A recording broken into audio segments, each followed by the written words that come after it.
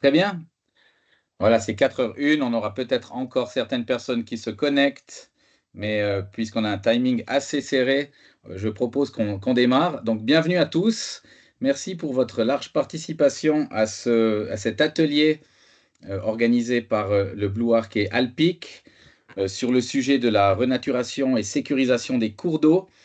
Donc, peut-être quelques instructions pour le bon déroulement de cet atelier qui devrait durer 1 heure.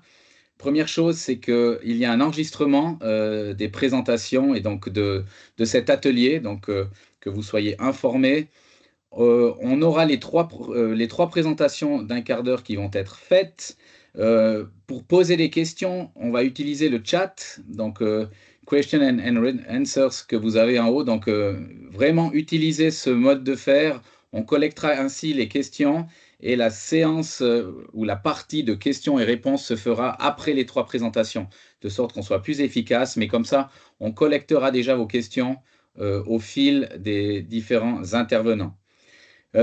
Par contre, j'aimerais aussi introduire les 2 prix, le Blue Arc Challenge et le prix Alpic, qui s'inscrivent parfaitement dans la thématique du jour. Et pour parler d'abord du Blue Arc Challenge, je vous propose de brièvement passer la parole à Monsieur Cédric Luisier, s'il vous plaît. Merci, Monsieur Plachy. Alors, donc je m'appelle Cédric Luisier, je suis en charge de la communication du Blue Arc.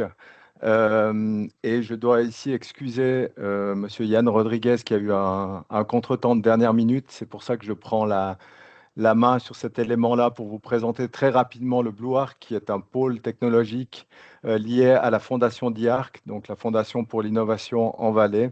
Et ce pôle technologique a pour mission de développer l'innovation dans le domaine de la gestion de l'eau. Donc ça, c'est sa mission principale tout au long de l'année avec différentes activités.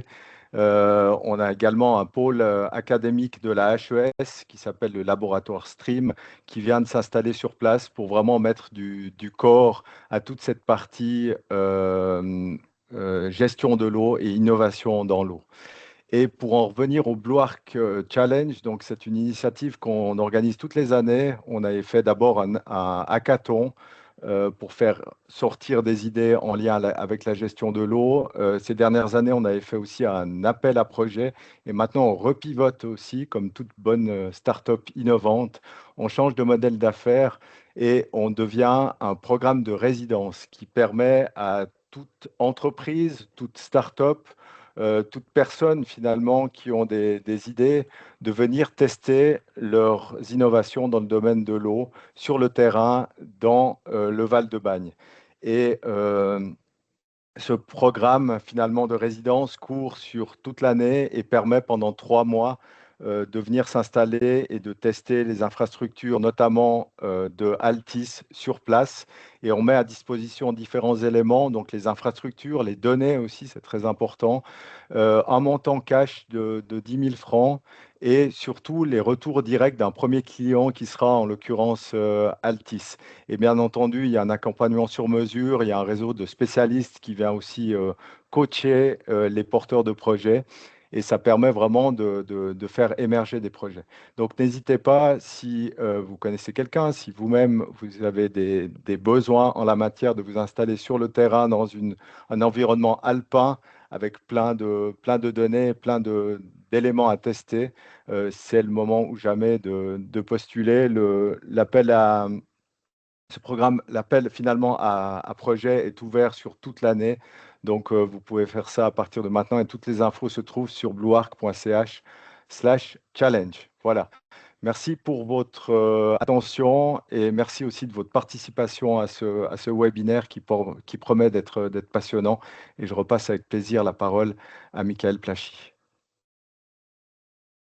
Merci beaucoup. Voilà, donc je reprends la main. Peut-être j'aurais dû quand même commencer par me présenter. Je m'appelle Michael Plachy, donc responsable hydraulique chez Alpic. Et puis, j'ai le plaisir aussi de dire quelques mots sur le prix Alpic avant qu'on commence. Donc, c'est la 5e édition de ce prix qui a aussi comme ambition de mettre à l'honneur la gestion durable de l'eau. Donc, ce prix, c'est vraiment un prix qui est voulu en partenariat avec l'Association des communes concédantes en Valais. mais ça ne veut pas dire que ce sont les communes qui doivent réaliser les projets. Bien sûr, elles peuvent se faire soutenir par les différentes institutions, mais l'objectif, c'est vraiment qu'on ait des communes qui soient derrière ces projets afin qu'on puisse avoir une réalisation, une concrétisation, une action concrète sur la thématique de gestion de l'eau, gestion durable de l'eau.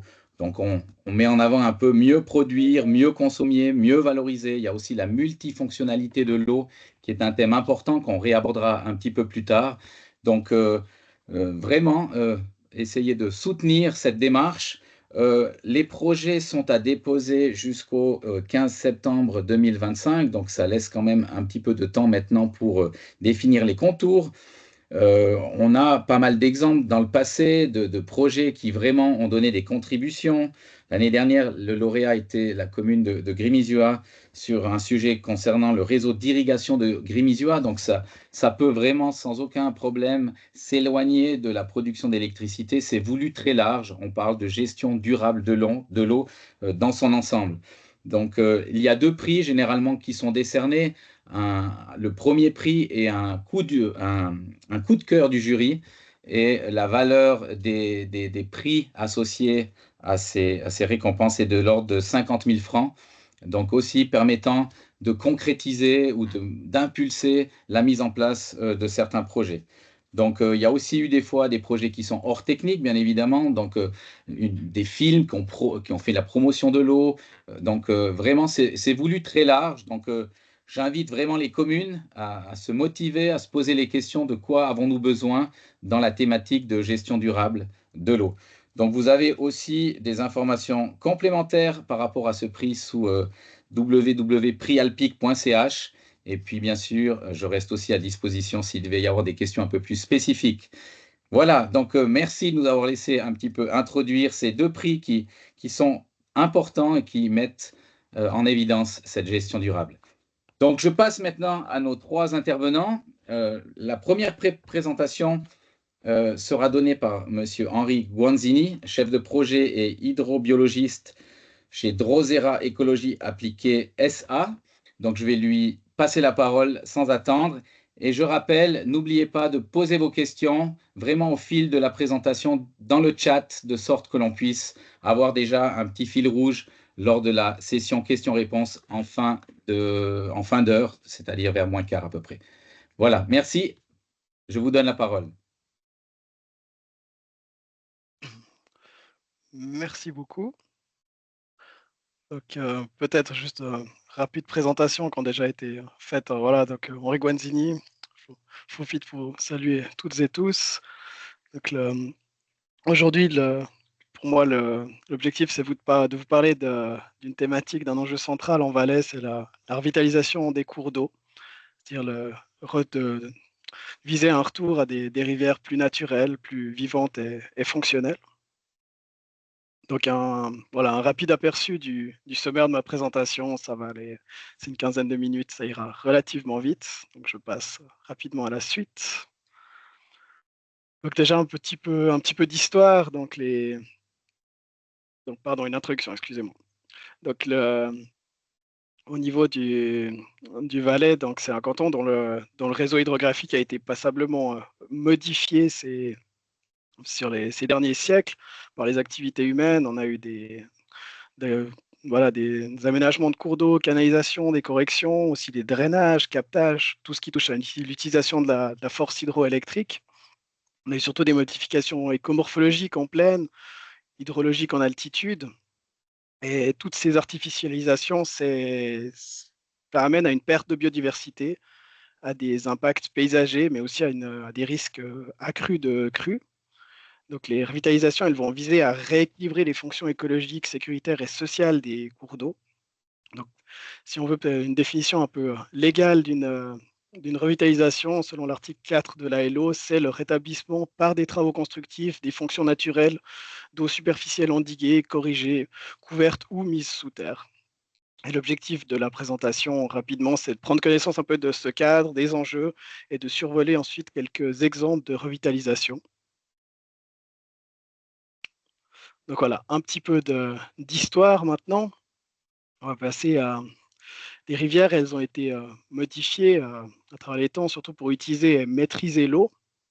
Il y avait aussi, bon, pour pas mal, une certaine peur de ces cours d'eau, qui étaient, il y avait des crues qui créaient des problèmes. Donc, on a eu, à partir du 19e siècle, pardon, des endiguements pour protéger, gagner des terrains, des zones habitées, des zones agricoles aussi. Et il y a eu ce souhait d'évacuer l'eau le plus vite possible vers l'aval. C'est des modifications qui ont permis un développement au niveau cantonal, mais qui ont aussi amené des dégradations sur les milieux naturels. Et là, en exemple, on prend la plaine de Conto, qui est au niveau entre les communes de Sambranché et Volège, Val-de-Bagne, du coup. Et on voit que dans les années encore 70, on avait le cours d'eau qui avait une morphologie de bancs alternés avec des îlots qui pouvaient s'écouler sur environ 26 mètres de large.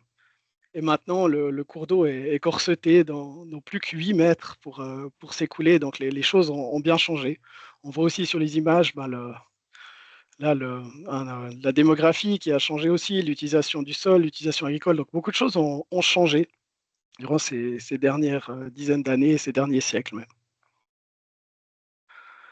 Donc, voilà la question, pourquoi revitaliser?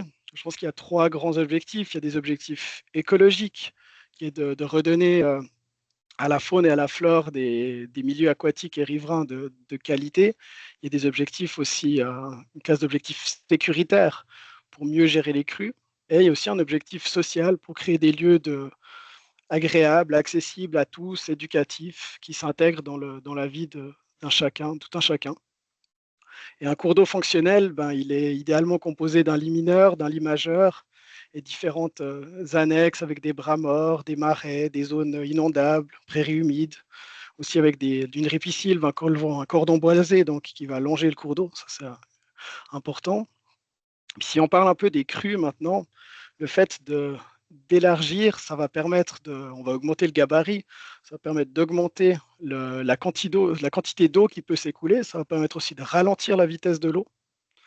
Et on va aussi pouvoir créer des zones inondables, c'est des zones qui vont permettre d'infiltrer de l'eau en cas de crue, de stocker donc une partie des volumes et puis ensuite de les relâcher de manière progressive, donc décréter un peu ce pic de crue.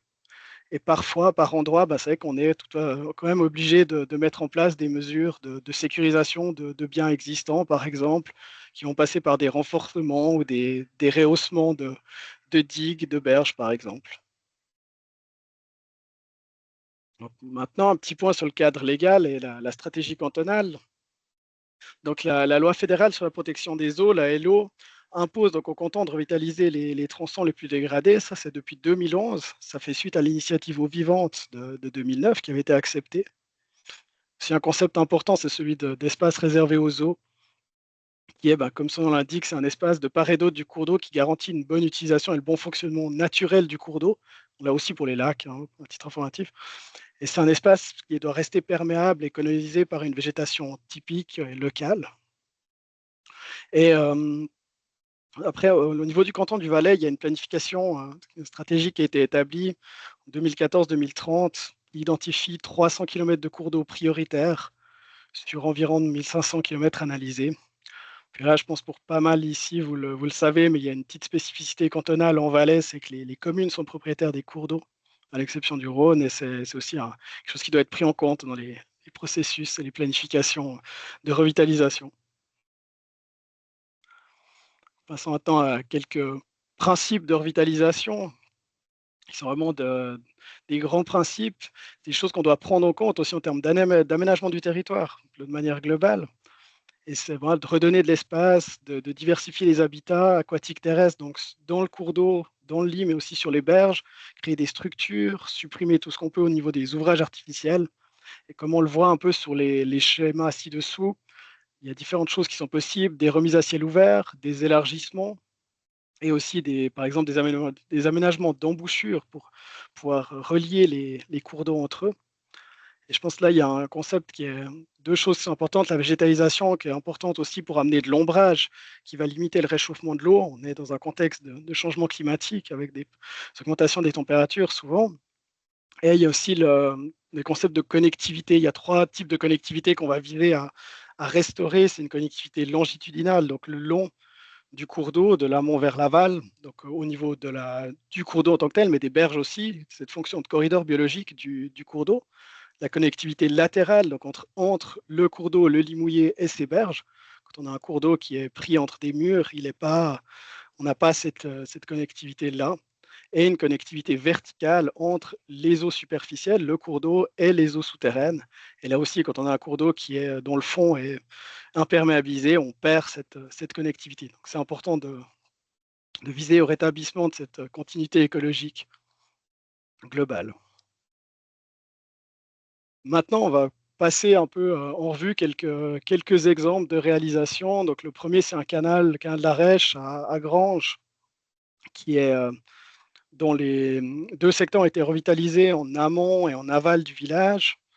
Donc là, vous aurez toujours sur le côté un petit aperçu avant-après avec des réalisations au niveau avant la réalisation et après. Et là, on voit sur l'image principale une vue de drone avec, en 2020, à la fin des travaux, avant que la végétation ne reprenne.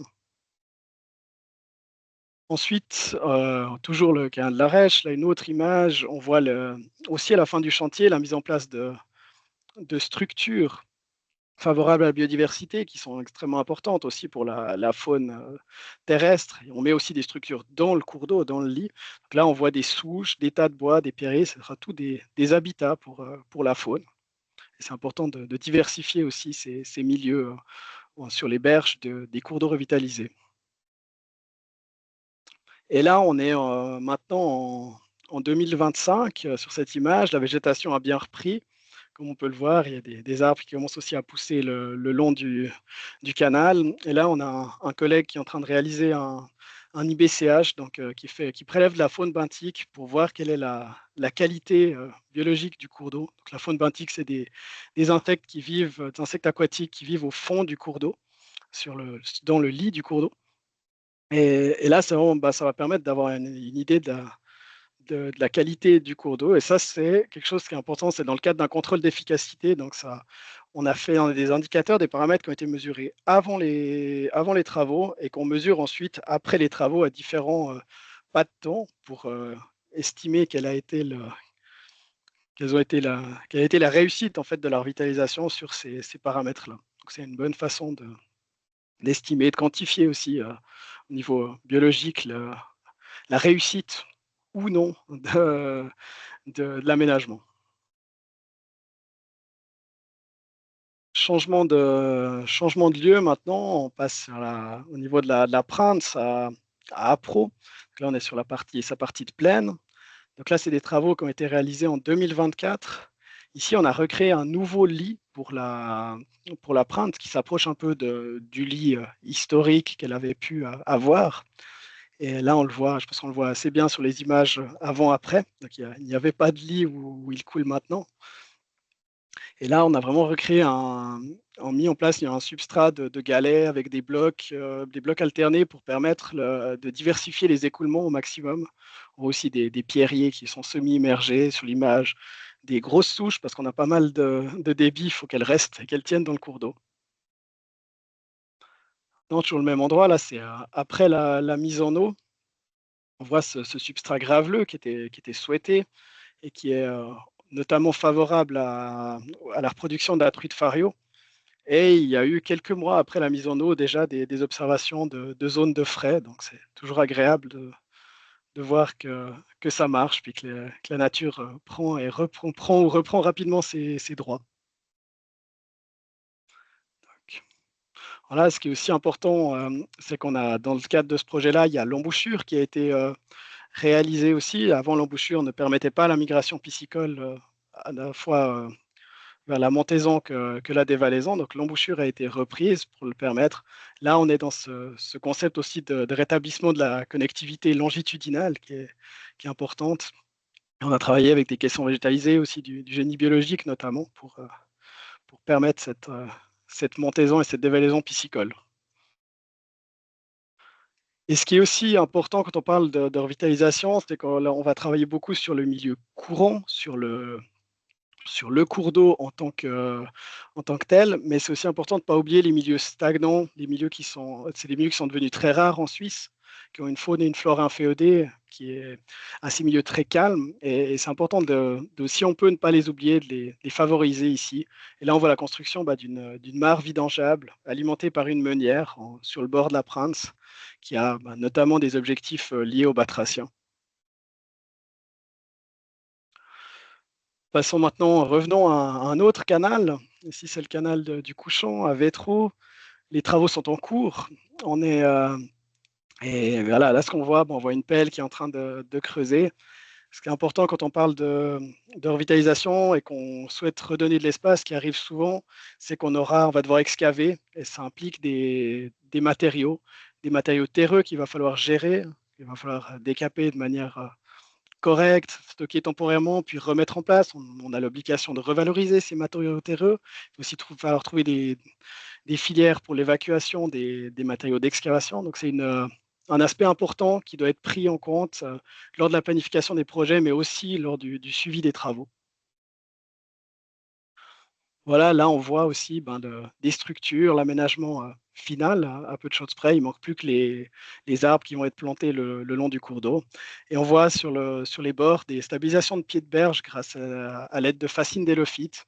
C'est aussi des techniques de génie biologique qu'on essaye de mettre en place le plus souvent possible pour aussi remplacer un peu tout ce qui est minéral et qu'on utilise aussi pas mal. Et voilà aussi ce qu'on peut faire quand on a un petit peu de place par endroit, c'est d'alterner entre des zones plus rapides, plus resserrées et des zones plus calmes. Ça va permettre de nouveau diversifier les écoulements. On va avoir des zones un peu plus profondes, des zones avec un courant plus calme, et on a des macroinvertébrés, par exemple, qui vont affectionner plus ou moins certaines zones. Et toute cette diversité-là va favoriser la biodiversité du cours d'eau. Maintenant, on va parler de 2-3 enjeux, un peu des défis, limites auxquels on peut être confronté dans les projets de revitalisation. Je crois que les 2 grands enjeux, c'est surtout la préservation de la biodiversité et la gestion des crues aussi. Et ça s'inscrit dans un contexte de changement climatique qu'on est obligé de prendre en compte également. Et c'est une planification proactive qu'on doit mettre et assurer tout au long du projet. On va devoir gérer probablement des conflits d'usage. Il y a beaucoup d'acteurs qui gravitent autour d'un cours d'eau et qui doivent être intégrés, pris en compte. Il y a les citoyens aussi. On peut faire du participatif, par exemple. On a malheureusement parfois quelques lenteurs, notamment administratives, auxquelles on est confronté. Il faut garantir des financements et puis aussi pouvoir garantir des entretiens à long terme. Réaliser les choses, c'est bien, les entretenir, c'est aussi nécessaire. Et dans la mesure du possible, pouvoir faire ces suivis des effets de revitalisation sous forme de contrôle d'efficacité pour apprendre de voir ce qu'on a bien fait, apprendre nos réussites, mais aussi apprendre des éventuelles erreurs qu'on peut faire. Ce n'est pas une science exacte. Et voilà, pour conclure, c'est peut-être un petit peu, j'enfonce peut-être une porte ouverte, mais la nature a besoin d'espace pour fonctionner, donc on lui en redonne en faisant de la revitalisation. On investit dans la nature, la sécurité, le bien-être, et on restaure un équilibre aussi. Bien que c'est un chantier assez global, de longue haleine, il y a des moments où ça peut être complexe, on doit faire des compromis, on doit être pragmatique aussi. Après, quand on voit ce qui se réalise, ce qui s'est réalisé, ce qui se réalise et autres, c'est gratifiant de voir ces projets sortir de terre et de voir l'eau s'y écouler maintenant librement. Donc voilà, je vous remercie. Et bon, pour les questions, ça sera après, si j'ai bien compris. Et sinon, vous avez aussi mon adresse email pour me contacter au besoin. Donc, voici. Merci beaucoup. Parfait, je prends la main. Parfait pour le timing aussi. Merci beaucoup. Donc, pour cette sensibilisation aux enjeux et puis aussi pas mal d'exemples. C'est très visuel, donc c'est très intéressant. Merci beaucoup. J'ai vu que des questions commencent à être posées. Donc, il y a peut-être une petite précision que j'aimerais apporter. On va utiliser plutôt l'onglet conversation ou chat, ça dépend un petit peu de la version que vous avez, plutôt que le Q&R. Il semblerait que ça soit plus simple et plus accessible. Donc, je vois qu'il y a déjà des questions qui ont été posées sur le chat. Donc, n'hésitez pas, c'est parfait. Merci beaucoup. Et puis, sans plus attendre, donc je passe à la deuxième présentation qui va faire plus le lien avec l'hydroélectricité et aussi des aspects de multifonctionnalité, en mettant un peu en avant certaines mesures de compensation qui ont été mises en place dans le cadre de l'usine de Nant-de-Drance. Et ça sera présenté par Jonathan Foriel, qui est chef du département environnement et génie civil chez Alpic. Alors, Jonathan, je te passe la parole.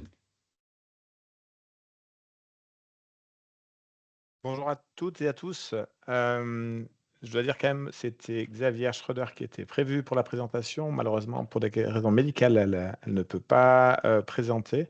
Donc, je vais le faire à sa place. Je vais donc vous présenter la sécurisation et la renaturation du trien, d'un bout du trien face au réchauffement climatique aussi, avec ces deux aspects. Donc, je suis le responsable de l'unité génie civil et environnement. Et avec dans l'équipe, donc, c'est le centre d'environnement et de génie civil qu'on met ensemble pour faire ce type de projet. Hop. Alors, je vais vous parler d'abord de la multifonctionnalité dans le sens où c'est un projet qui rentre dans ce cadre-là. Et on verra pourquoi, avec aussi d'un point de vue plus global de la multifonctionnalité et comment, en tant qu'hydroélectricien, on prend en main ce sujet-là, ce thème-là. Ensuite, on aura une vue d'ensemble des mesures de compensation de Nant-de-Drance, dont le trien, donc cette mesure qu'on appelle la mesure 9, est un exemple. Et puis, un dernier slide sur les enseignements sur ce type de projet. La multifonctionnalité d'abord. Deux mots là-dessus, on a un aménagement hydroélectrique, on a de l'eau, et puis là, on parle de la multifonctionnalité de l'eau d'une part et des ouvrages existants d'autre part. Donc, tout ce qui est infrastructure, on peut différencier les deux. L'idée ici, c'est que il y a beaucoup d'usages, que ce soit donc de l'eau ou des infrastructures, et puis on essaye de voir parmi ces usages, c'est de peser des intérêts et comment utiliser au mieux la ressource et comment utiliser au mieux les infrastructures. Historiquement, ce qui est le plus utilisé, c'est clair, c'est l'hydroélectricité, mais c'est vraiment historique, c'est-à-dire que ça venait d'un besoin dans les années 40 à 70, et puis de plus en plus, on voit que les besoins multiples arrivent. En premier lieu, l'eau potable, l'eau d'irrigation, le tourisme, le paysage, et puis j'aime bien cette illustration qui montre tout ce qui peut se passer autour d'un aménagement, les sédiments, tout ce qui est autour de l'aval, la gestion de l'aval. Et puis, on a cette chance d'avoir un stockage qu'on peut utiliser au mieux, ou un stockage potentiel, en particulier pour la protection contre les crues, par exemple. Quelques exemples concrets de la multifonctionnalité, parce que c'est peut-être passé un peu inaperçu. On a vu avec les deux événements qui sont arrivés les deux week-ends de juin 2024, que les aménagements existants avaient quand même un effet très positif, que ce soit pour les vallées latérales, ici vous voyez l'exemple du barrage de Serra, et puis d'un point de vue du Rhône, c'était très positif aussi, avec des baisses significatives de débit, du débit de pointe, de fait, en fait, même sans forcément de gestion proactive forte, donc on a arrêté les aménagements, le turbinage, mais de fait, les ouvrages ont leur multifonctionnalité avec la protection contre les crues, et on donne l'exemple du Mattertal, où on a quand même eu des inondations, mais sans les prises d'eau de grande distance, le débit de pointe aurait été, on va dire, supérieur aux estimations disent entre 50 et 60 mètres cubes au niveau de Zermatt. Donc, c'est un effet dans les vallées latérales et aussi au niveau du Rhône. Par contre, effectivement, ça a quand même des conséquences sur les aménagements. Là, avec l'exemple de la Navisance, donc dans la vallée elle-même du Val d'Anivier, avec des problèmes de sédiments, avec des problèmes d'inondation directe ou de dommages sur les conduites forcées dans l'image du milieu. Et puis, on a bien cette image aussi du Rhône qui déborde dans la plaine, en plaine, avec des inondations de deux usines directement. Donc, ça, c'était donner ce cadre un peu de la multifonctionnalité. Pourquoi je parle de ce thème-là? Parce que les mesures de compensation Nant-de-Drance, c'est aussi de la multifonctionnalité, où là, on parle biodiversité et on parle protection contre les crues, des thèmes qui ne sont pas forcément intuitifs dans le cadre de l'hydroélectricité. On se dit, ben, pourquoi on parle de ça? Pourquoi un producteur d'énergie parle de ces sujets-là? Donc, une vue un peu d'ensemble de ces mesures de compensation. Donc là, le but, ça reste d'avoir, le but, c'était dans le cadre de la construction de Nord-de-Drance, il y a 14 mesures prévues avec 7 qui ont déjà été réalisées. Donc là, on va parler de la mesure 9 qui est en cours. On voit Vernaya, il y a le point sur Vernaya donc, qui est situé là, qui sont, on va dire, autour de l'aménagement de Nord-de-Drance. Ça donne un petit peu une vue d'ensemble. Avec, si on s'approche un peu plus, autour de Vernaya, donc avec le lac des Sables, Clos du Rhône, fond du Mont d'Orena, et bienvenue, les différentes mesures qui sont à cet endroit-là. Nous, on va s'intéresser à la mesure du Trien, qui est ici, donc avec l'arrivée du Trien juste avant d'arriver dans le Rhône en pleine. Donc, hein. On en revient un peu au cœur du sujet avec ce projet-là. Le contexte, d'abord, c'est important de voir que donc il y a les gorges du Triangle. Vous connaissez certainement aller balader dans les gorges. Si vous ne l'avez pas fait, je vous le recommande. On a une cassure de pente à la sortie de ces gorges. Et donc, il y a les voies CFF ici, après la route. Donc, historiquement, c'est une zone délicate avec des inondations historiquement. On voit dans la photo de droite ici les gorges qui arrivent et donc le Trien qui arrive à cet endroit-là. Cette cassure de pente, d'un point de vue des sédiments, d'un point de vue justement de l'eau qui ralentit en fait à cet endroit-là, ça pose des problèmes. Et puis là, donc il y a cette double problématique de dire on a canalisé le Trien à cet endroit-là, donc on a peu de marge de manœuvre sur la capacité du Trien. Et puis aussi, du fait qu'il a canalisé, c'était un problème quand même pour la biodiversité. Ce qu'on voit aussi, c'est l'augmentation des risques avec le changement climatique, où on voit de plus en plus, malheureusement, que les pics de crues sont de plus en plus fréquents. Donc, c'est des sujets qui méritent qu'on s'y arrête et auxquels c'est une bonne chose de travailler dessus. Donc, le projet se situe ici. Vous avez le cercle vert.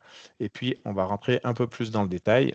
D'abord, donc, je vais simplement montrer de façon assez rapide les deux concepts. Donc, d'abord, le concept sécuritaire. Il faut garder en tête que ce concept-là, la construction d'elle-même ne va pas résoudre le problème des crues à Vernaya. Par contre, et ça c'est important, c'est qu'il s'intègre vraiment dans le concept global de protection contre les crues du Trien. Donc, ça s'intègre pleinement dans ce concept-là et ça permet en fait d'avancer pas à pas pour cette protection contre les crues. Ça, c'est vraiment important de rentrer en fait dans l'idée générale de protection contre les crues si on ne résout pas tout avec un seul projet. Donc, il y a ces objectifs de protection qui sont garantis à cet endroit-là, donc que ce soit la capacité d'écoulement, la stabilisation des rives, et puis tous ces obligations qu'on a par rapport au débordement potentiellement, et puis ne pas oublier effectivement aussi la sécurité durant le chantier, qui est un point important, et que ce soit donc vis-à-vis des lignes de tension, vis-à-vis des transports, et puis sachant qu'on fait quand même des travaux dans les cours d'eau, de ne pas rajouter du risque sur ces aspects-là. Donc, il y a une nouvelle route qui a été faite, et puis on voit ici en fait l'élargissement sur 300 mètres par rapport au Trien qui était canalisé avant. Si on avance un peu, le concept environnemental, donc le point principal, hein, c'est d'élargir en fait le Trien pour qu'il puisse vivre lui-même, retourner à son état quasi naturel, qui permet justement la migration des poissons et puis reconnecter le cours d'eau à son environnement de façon plus douce avec les rives, donc de façon plus douce avec les rives, et puis apporter justement ces zones humides qui favorisent la biodiversité. On voit ici donc l'été avant, comment dire, l'état avant et après, et effectivement, avec donc ces différentes zones à différents endroits qui sont créées pour que le Trien puisse avancer doucement dans ces zones-là. Et puis, un mot sur les travaux qui ont été rondement menés, on peut dire dans ce cas-là, ça a très très bien fonctionné. Donc, les permis de construire ont été obtenus suite à, au printemps-été 2023. Ensuite, il y a eu des travaux de préparation à l'automne 2023 et ensuite en 2024, les travaux, que ce soit donc, on voit à gauche les machines, les élargissements, les différents aménagements à l'intérieur de la rivière. Et puis, on a eu donc en avril 2025 la réception des travaux. Alors, je ne sais pas si Jérôme est dans le chat, qui a été fait par Jérôme Fillier et qui s'est bien déroulé, effectivement. Quelques enseignements. Alors, c'est très bref, effectivement, mais ce qu'on peut dire, c'est que ça fonctionne. C'est-à-dire qu'il y avait cette idée au départ de dire on construit un aménagement hydroélectrique.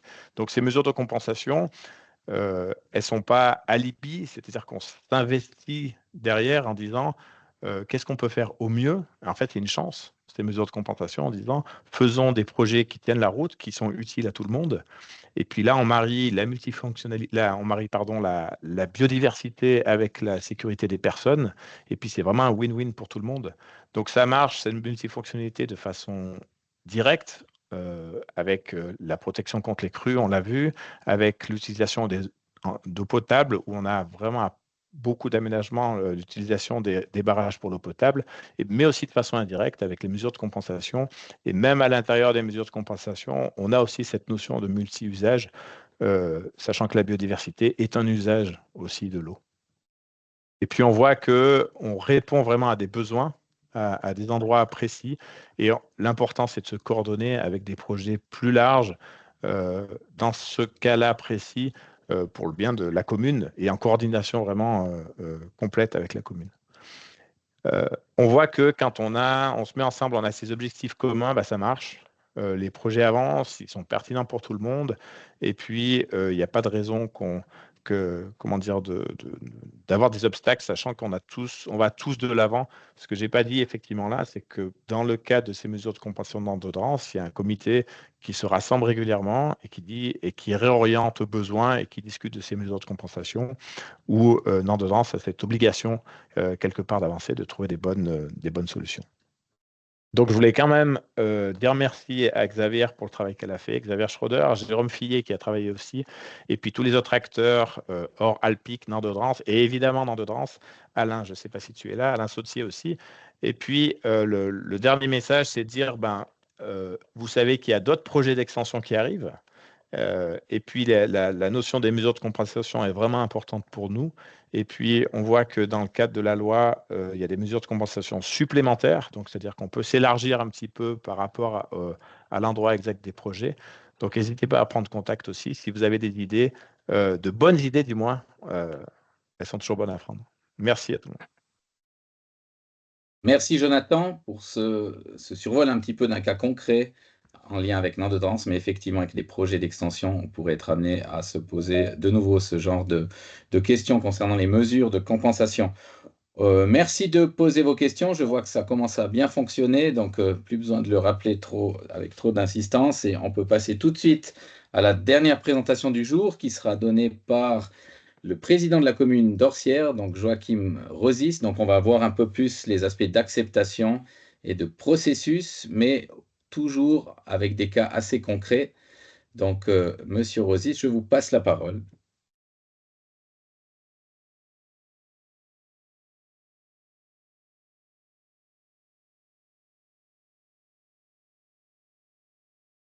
Voilà. Bonjour à toutes et à tous. C'est beaucoup plus facile si je mets la caméra et le microphone, désolé. Voici donc ma présentation. Le titre de la présentation, donc c'est vrai qu'au début, je pensais intituler ça entre l'enclume administrative et puis le marteau populaire. Et puis après, fort judicieusement, le service communication d'Alpic m'a aidé à trouver un titre qui est peut-être un peu plus passe-partout, mais qui résume bien les défis en fait qu'on peut avoir comme politique au niveau local quand il s'agit de mettre en œuvre des projets de type sécurisation ou renaturation de cours d'eau. Avant de partir dans le vif du sujet de ma présentation, peut-être un petit sommaire, donc quelques mots sur notre commune, une cartographie des concessionnaires aussi. Je ne vais pas simplement parler hydraulique, même si les deux projets que je vous présente ne seront pas complètement liés à cela. Donc, on a plusieurs concessionnaires sur le territoire communal. Un topo sur les catégories d'enjeux tels que je peux les concevoir depuis le temps. Deux projets en particulier. la traversée d'Orsières, qui est un projet purement sécuritaire, et puis des mesures de compensation suite à un retour de concession. FMS, c'est un acronyme, force motrice de sans brancher, et enfin, une brève conclusion. Donc, tout d'abord, la commune d'Orsières, pour celles et ceux qui ne la connaîtraient pas, donc on est aux confins du Valais, en périphérie d'un canton périphérique, puisque si vous voyez sur cette carte, nous touchons la France et l'Italie. Peut-être que vous connaissez la Foulie et le Mont Dolent. Le Mont Dolent, en fait, eh bien, qui fait la frontière entre les trois pays. Un territoire très grand, très vaste, donc 165 km² au bas mot. Pour la comparaison, bien, on est un petit peu plus grand que Liechtenstein. Alors malheureusement, on n'a pas le même porte-monnaie que la principauté, mais enfin, quoi qu'il en soit, on a un très grand territoire. 3333 habitants dans ce territoire. Donc on a coutume de dire en fait qu'on est grand comme la ville de Genève, mais habité comme une rue de Genève. Ajoutez à cela qu'on a 50% de résidences secondaires, donc un bâtiment sur deux est une résidence secondaire, ce qui implique aussi des pics de fluctuation, des pics de fréquentation de la commune. On estime qu'en été, en pleine saison touristique, entre les habitants, les résidences secondaires, les touristes de passage, notamment sur le Tour du Mont-Blanc, il y a à peu près 10 000 habitants sur le territoire communal. Et la commune, bien voilà, démarre à 775 mètres d'altitude pour monter jusqu'à 3901 mètres avec l'aiguille d'Argentière. Si je m'intéresse maintenant plutôt à l'hydraulique et puis à la relation avec l'eau pour notre commune, donc nous avons trois sociétés qui sont concessionnaires sur le territoire communal. Le fond de la vallée, donc le Haut-Val Ferret, est entièrement concédé à Émosson, donc avec des captages à la hauteur de la Foulie et sur certaines petites rivières latérales, l'eau qui est directement amenée jusqu'au barrage d'Émosson avec un retour des concessions en 2055. Ça sera le dernier retour de concession du Valais, en fait, dans la nouvelle application de la loi, la nouvelle base légale. Les forces motrices d'Orsières, elles, qui récupèrent en fait l'eau que Émosson ne capte pas, on pourrait dire ça comme ça, plus une partie de l'eau de la vallée d'Entremont, donc depuis le barrage des Toules, pour ceux qui connaissent, donc via les communes de Bourg-Saint-Pierre et Lide. Force motrice d'Orsières, donc dont nous sommes déjà actionnaires depuis 1989. Donc il y a déjà un bon nombre d'années que la commune je dirais, participe et bénéficiaire en fait de la force hydraulique. Donc 21% en 89. On avait revendu quelques pourcents à FMV en 2005. Et là, on est en train de finaliser le retour des concessions des forces motrices d'Orsières, puisque le 19 janvier 2027, eh bien, on repartira avec une nouvelle concession. Et d'ores et déjà, la commune d'Orsières sait qu'elle bénéficiera de 26% du futur aménagement, avec les communes de Lide, notamment Martigny-Comte-Beauvernier, les forces motrices valaisannes, et puis 10% à Alpic. Et puis en 2006, c'était un des premiers retours de concession en Valais, eh bien, la commune d'Orsières a eu la chance de pouvoir récupérer 50,1% de l'aménagement des forces motrices de Saint-Branché, sur lequel on va revenir tout à l'heure. Donc, vous voyez qu'on a une très forte dépendance, une très forte relation à l'eau hydraulique en particulier, puisque sur le budget communal, pour la petite histoire, on a un budget de fonctionnement de 25 millions à peu près. Si je cumule les recettes des redevances hydrauliques et de la vente d'énergie, eh bien, en fonction des années, on n'est pas loin de 5 à 7 millions de francs par année qui sont directement, on pourrait dire, imputables à l'eau. Si j'avance un peu, les catégories d'enjeux, donc les enjeux environnementaux et sécuritaires, je crois que mes préopinants, messieurs Ganzini et Fauriel, sont passablement revenus sur ces deux objets. Moi, je vais plutôt m'intéresser aux objets politiques, on pourrait dire au sens large du terme, puisque voilà, ma fonction, c'est d'être élu ici à Orsières depuis 9 ans. Et puis, dans ces enjeux politiques, j'en vois trois principaux dans le cadre de ces projets. C'est tout d'abord l'acceptabilité locale, faire passer le message aux citoyens, on pourrait dire. La notion de temporalité, parce qu'on s'inscrit vraiment dans un temps long, qui peut, notamment par rapport à la population, eh bien, être un peu compliqué des fois, parce que quand on est citoyen ou habitant d'une commune, on a des besoins immédiats, on a un besoin de compréhension immédiat. Et puis là, on va voir tout à l'heure qu'on s'inscrit dans des temps de retour de l'ordre de 20 à 25 ans. Donc, c'est un peu compliqué des fois de suivre pour le citoyen ou même pour l'élu, hein, puisqu'on est élu pour quelques années, de suivre ces projets qui s'inscrivent dans la durée. Et puis, finalement, les éléments de communication. Ça fait 9 ans que je préside la commune, mais avant ça, j'étais pendant 9 ans secrétaire communal, donc j'ai un temps de retour de 18 ans ici à Orsières. Là, je peux vous dire que les choses ont bien évolué dans la manière de faire passer un projet auprès d'une population, et j'imagine que dans bon nombre de communes, c'est pareil. S'il y a 18-20 ans en arrière, on ouvrait l'assemblée primaire où tous les citoyens se réunissaient, le président ou la présidente expliquait le dossier, on passait peut-être la parole à un expert, quelques minutes pour des questions-réponses, et puis à la fin, on votait. Aujourd'hui, c'est vraiment plus le cas. Il y a vraiment un effort de communication qui est fait en amont pour accompagner un projet, des séances de présentation publique aussi.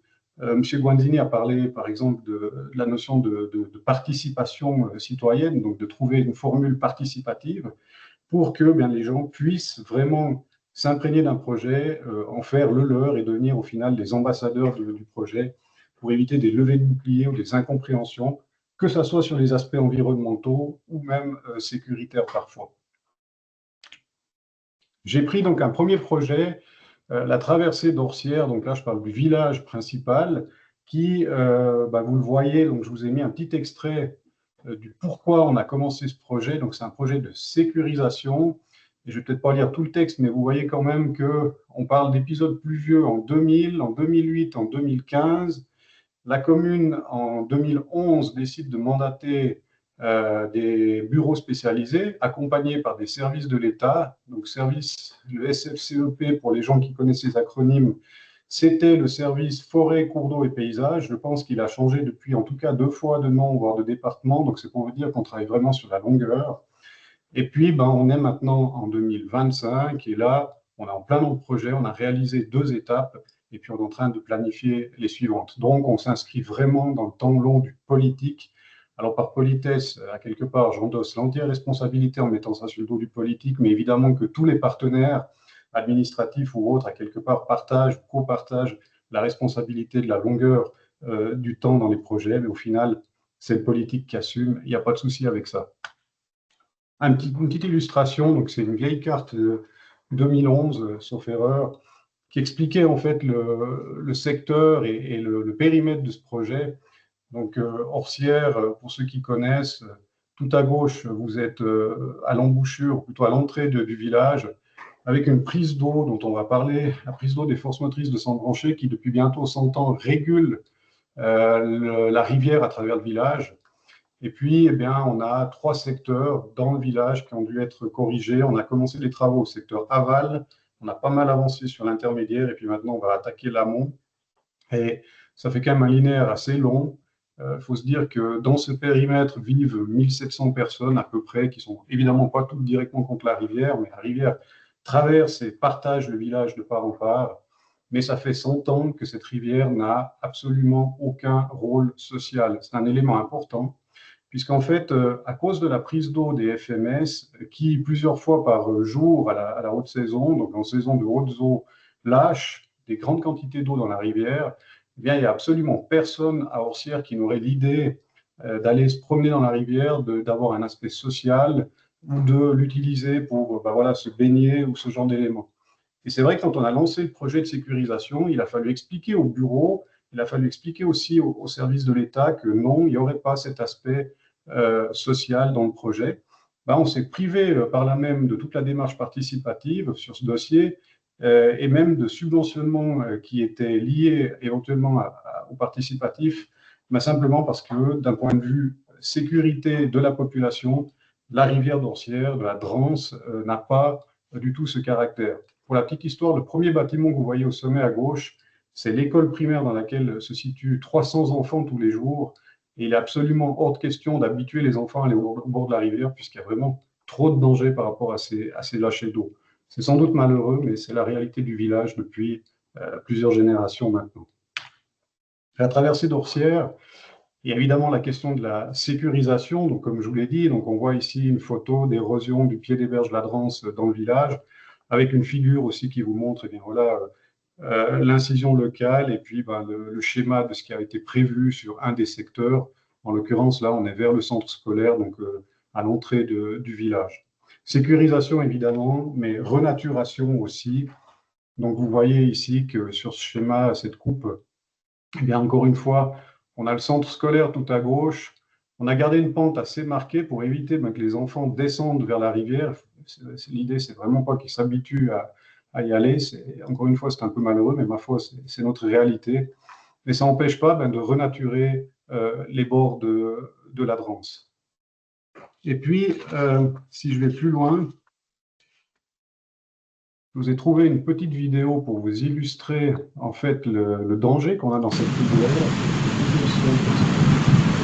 Je pense que ce sera moins agréable avec le son. Donc là, vous voyez la rivière d'Orcières, la Drance, qui tout à coup, en l'espace de quelques secondes, se transforme d'une jolie rivière transparente en un torrent de boue. Donc vous comprenez bien qu'à partir de là, il était absolument impossible pour que la population comprenne le projet, puisque tout le monde connaît ces phénomènes, il était impossible de pouvoir mettre en balance des aspects sociaux, des aspects qui auraient rendu la rivière à la population, comme des fois on essaie de le faire dans d'autres projets. Donc, vous comprenez bien le problème en voyant ces images, et je vous ai enlevé le son, mais c'est vrai que quand ça se passe en été, avec le son, c'est encore plus impressionnant.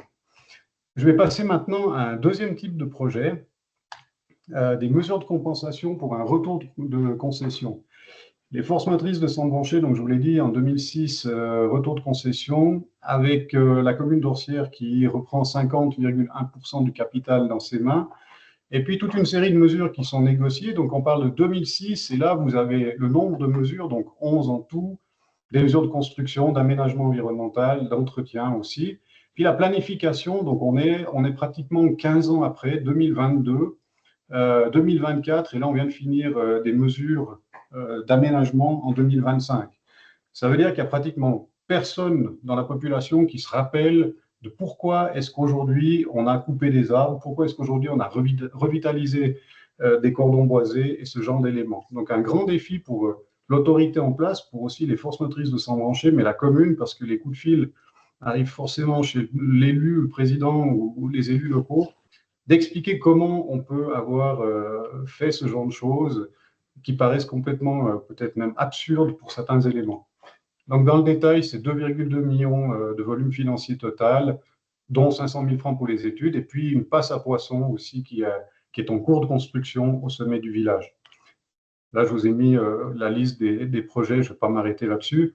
Si je viens un peu à l'exemple de M. Guanzini sur un avant-après, alors peut-être un petit peu moins bien fait que chez lui, mais quoi qu'il en soit, ici, vous avez, pour ceux qui connaissent, le rond-point à l'entrée de la commune, enfin à l'entrée du village d'Orcières. Et puis, c'est ce secteur boisé qui nous intéresse.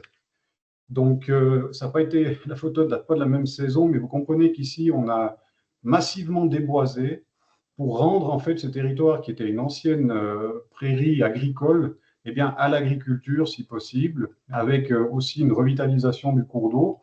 Et forcément que quand les gens du cru voient les arbres être abattus les uns après les autres, le genre de remarque qu'on a, c'est de dire mais c'est complètement absurde de couper des arbres. Pourquoi est-ce que vous faites cela? Donc tout un défi de communication. Je vous montre un deuxième exemple avec des magnifiques cordons boisés le long de la rivière.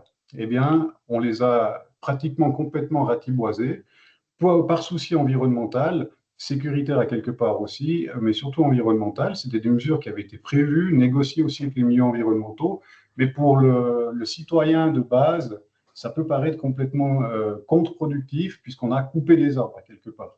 Et là, à terme, on a dû communiquer, préparer un communiqué de presse pour expliquer en fait à la population ce qu'on faisait. On s'est aperçu que les gens ne pouvaient pas comprendre si on ne leur donnait pas des détails concrets sur ces réalisations. Communiqué de presse aussi pour, là je vous mets une photo de la passe à poissons à l'entrée du village. Donc là on parle de la fameuse prise d'eau qui lâche plusieurs fois par jour de grands volumes d'eau à travers le village. Et bien, il y a une passe à poissons qui va être construite, qui est en cours de construction, pour pouvoir aussi permettre la montaison et la dévalaison piscicole. Et c'est vrai que si vous discutez avec un peu les anciens du village, ils vous diront il n'y a jamais eu de poisson là. Et évidemment qu'il n'y en a jamais eu, puisqu'il y a un énorme obstacle en travers de la rivière qui empêche la migration naturelle, c'est cette prise d'eau. Donc, encore une fois, on a dû communiquer, et ça a été repris d'ailleurs même par Couleur Locale, peut-être certains l'ont vu, avec le directeur de la société qui exploite l'aménagement, qui a pu expliquer à Couleur Locale ce qu'on a fait et pourquoi on l'a fait. Et puis, en termes de conclusion, une brève conclusion, vous dire que au-delà de tous les problèmes avec la population en termes de communication, on est très content au final parce qu'on a pu sécuriser nos rivières. d'une part, les renaturer aussi. Et je crois que c'est des éléments vitaux, même de toute façon obligatoires et légaux, mais on est très content de l'avoir fait. Et puis, en tant qu'autorité locale, on a appris aussi à améliorer nos processus, la relation avec la population. Et je pense que quand on est élu ou on a des responsabilités dans une administration communale, il ne faut pas hésiter vraiment à bien prendre le temps de poser tous ces aspects, à vouloir communiquer au mieux, de manière à garantir l'acceptabilité, c'est le terme final que j'utiliserai, parce que je pense que pour qu'une rivière qui, comme ça a été dit en Valais, appartienne aux communes, pour qu'une rivière soit bien comprise aussi dans son fonctionnement par les habitants, il faut qu'il y ait quand même une communication de la collectivité qui se fasse du mieux possible. Voilà. Je crois que j'arrive gentiment au bout du temps, donc je vais m'arrêter là. Je vous remercie pour votre attention. Un grand merci pour la présentation, aussi maîtrise du temps. Je vois qu'on a quelques minutes de retard, mais en fait, celles-ci ont été prises dès le début. Donc, merci aux intervenants d'avoir bien tenu les 15 minutes. On va passer un petit peu à la partie questions-réponses. Donc, je me permets peut-être de passer rapidement. Je demande aussi aux intervenants d'avoir des réponses courtes. Toujours la possibilité de revenir et puis de compléter par écrit éventuellement ces questions par la suite. Donc, je vais un petit peu dans l'ordre, mais je vois une première question qui a été posée par Cassien. Cours d'eau en main des communes avantageux ou non dans la perspective des revitalisations, notamment en comparaison d'autres cantons? Je crois qu'elle s'adresse à Henri Guanzini. Oui.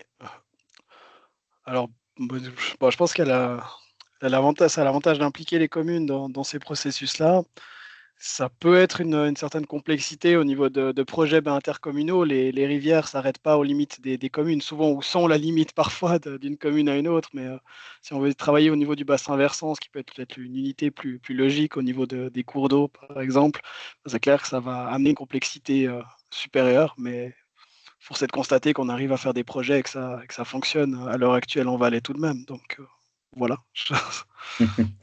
C'est un large débat un petit peu, mais OK. Merci. Question suivante concernait le coût. Voilà, est-ce que Ce sera pour moi aussi.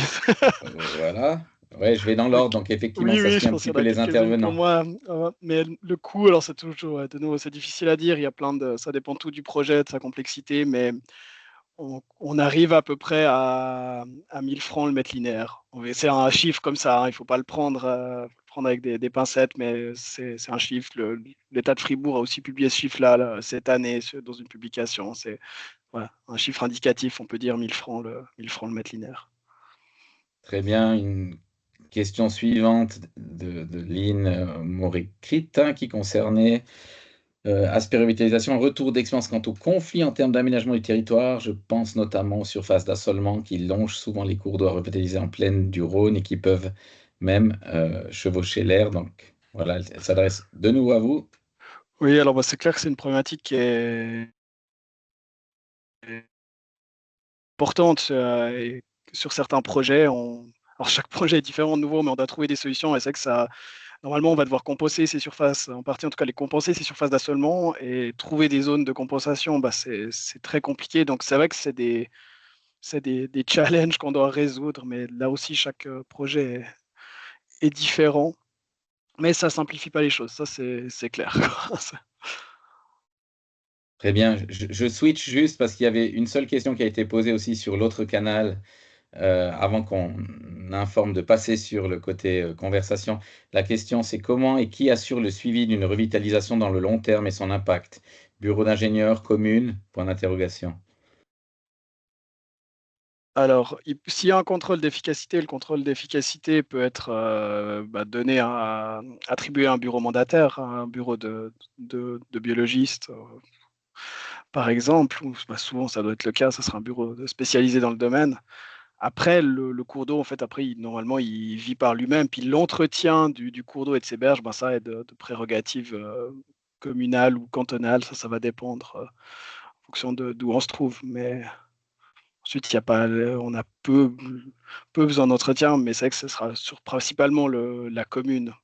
Et il y a des fois des accords qui sont passés aussi entre porteurs de projets, communes ou autres. Merci. Alors, je crois que c'est tout vous concernant. Je switch sur les questions en relation avec la présentation de Jonathan. Lors d'une renaturation, on va comment manger des terres agricoles, si c'est possible plutôt. Peut-on plutôt défricher des espaces forestiers qui sont très protégés? Donc, et comment prioriser un petit peu les zones? Ouais, peut-être. Ouais. Ouais, Vas-y. Plusieurs peuvent répondre, mais je ne sais pas, Jonathan, tu veux peut-être intervenir? Ouais.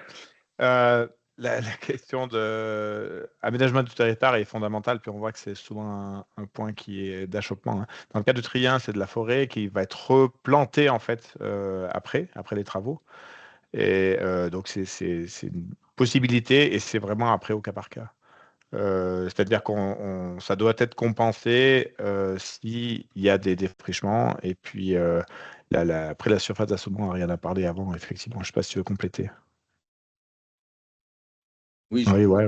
Chacun est je pense libre pas de forcément. compléter, Monsieur Guanzini, ouais, si vous voulez. Je pense que la question, en tout cas, de défricher pour compenser, de défricher en vue d'installer des zones agricoles qui auraient été prises par une revitalisation, ça semble compliqué pour justifier un défrichement qui est normalement interdit par la loi, quoi. Qui demande une dérogation à cette interdiction. Très bien, oui, j'ai oublié de dire, hein, n'hésitez pas à intervenir, tout intervenant, même si une question elle a été posée durant une autre présentation, il n'y a aucun problème.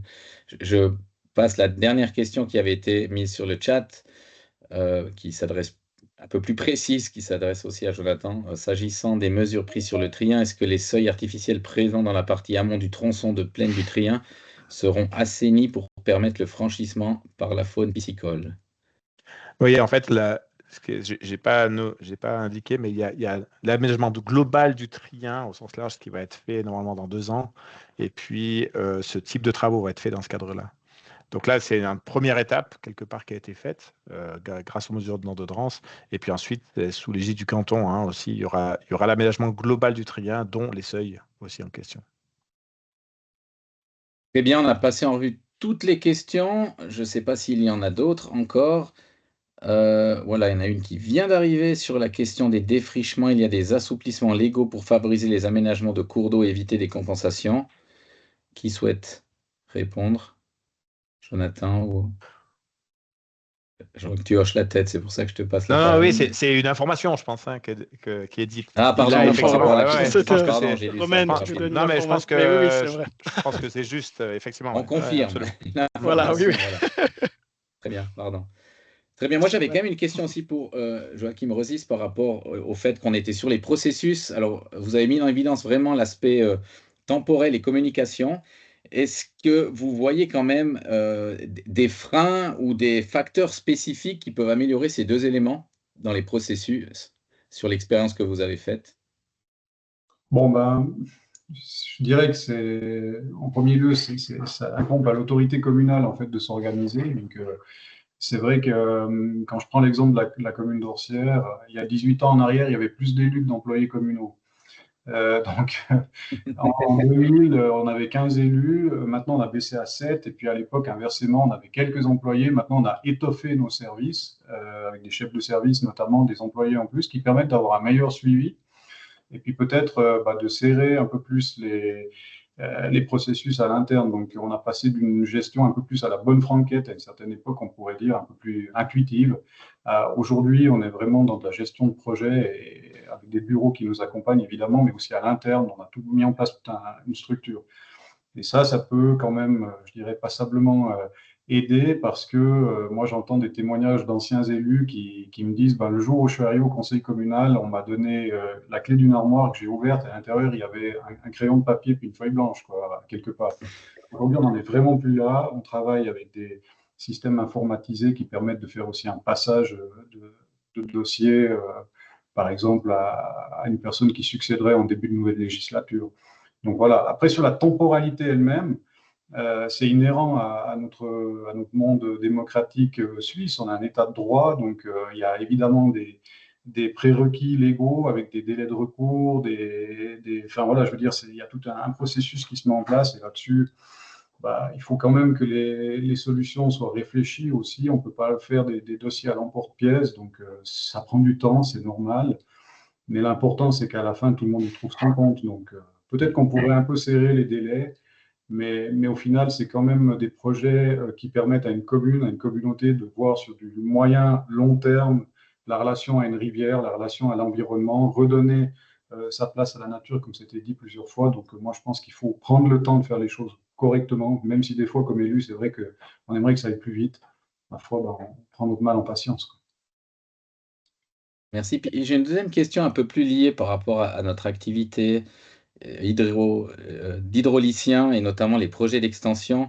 Alors c'est clair que dans le cadre de ces projets, je peux prendre par exemple le projet de rehaussement du barrage d'Émosson. C'est les porteurs de projets qui doivent également réfléchir à amener des mesures de compensation. Bien sûr, sur ces éléments-là, Jonathan l'a mentionné, on est même dans un cadre avec ces projets de la table ronde où il y a des mesures de compensation supplémentaires. C'est un peu quelque chose de nouveau et puis ça demande encore à être un petit peu précisé. On a des échanges avec le canton aussi sur comment ces éléments-là vont se développer. Mais en se positionnant du point de vue de la commune, est-ce que vous avez, vous, des idées dans les tiroirs? Est-ce qu'il y a peut-être un intérêt également d'aller chercher un peu des idées pour ces mesures de compensation directement auprès des communes? Peut-être ça se fait déjà partiellement, hein, mais c'est effectivement un chantier où la volonté, c'est bien sûr d'avoir cette biodiversité ou du moins de compenser un petit peu l'impact que pourraient avoir ces projets, mais si on peut aussi s'approcher des communes et puis d'être plus en adéquation peut-être avec des projets qui avaient déjà été un petit peu pré-pensés, ça pourrait être quelque chose d'avantageux. Ça me paraît primordial parce que l'aménagement hydraulique, par définition, il est inscrit dans un territoire donné. Il impacte un territoire avec une population qui est touchée en bien, hein, je l'ai dit, pour des aspects financiers notamment, mais aussi en mal, peut-être en termes d'impact sécuritaire ou autre. Donc, à partir de là, ça me paraît être normal d'avoir une relation directe avec l'autorité locale pour pouvoir développer des projets communs qui seront gages en fait, d'acceptabilité par la population aussi. Parce qu'un magnifique projet qui est développé entre, je dirais, un hydraulicien, des bureaux, les services de l'État, et puis peut-être qu'on mettrait de côté la commune, donc la population locale, je pense qu'on raterait quand même le coche, avec peut-être même une incompréhension.